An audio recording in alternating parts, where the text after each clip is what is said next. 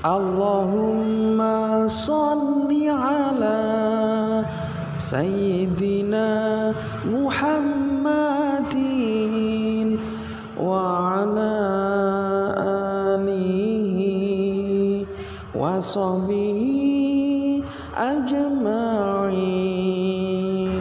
Nasibe dadi wong tani yen nakal sering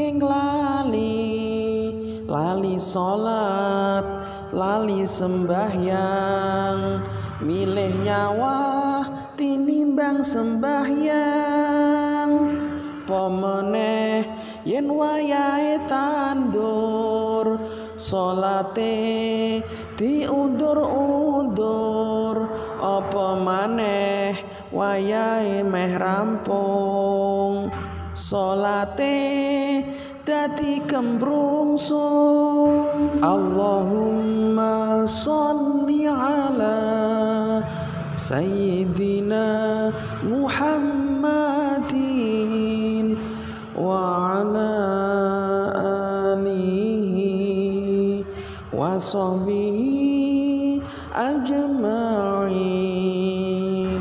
Nasibe dadi wong tani yen nakal sering lali salat, lali sembahyang, milih nyawa tinimbang sembahyang. Pemeneh yen wayahe tandur, salate diundur-undur, apa maneh wayahe meh rampung, salate dadi kembrungsung. Allahumma sholli ala Sayyidina Muhammadin wa ala alihi wa sahbihi ajma'in. Nasibe dadi wong tani yen nakal sering lali salat, lali sembahyang, milih nyawa tinimbang sembahyang.